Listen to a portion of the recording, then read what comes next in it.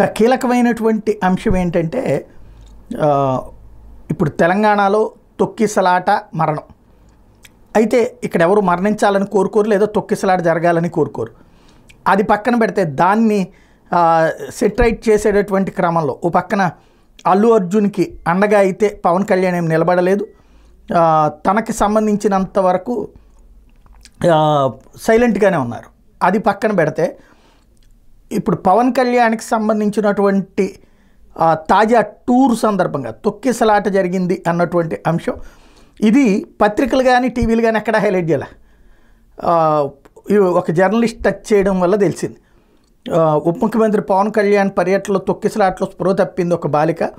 ఉప ముఖ్యమంత్రి పవన్ కళ్యాణ్ గొడవరు రోడ్లో పరిశీలించడానికి వచ్చినట్టు సందర్భంగా జరిగింది. అభిమానులు అధికంగా రావడంతో ఈ తొక్కిసలాట జరిగింది. ఒక బాలిక స్పృహ తప్పి పడిపోవడంతో హుటాహుటిన ఆసుపత్రికి తరలించారన్నట్టు.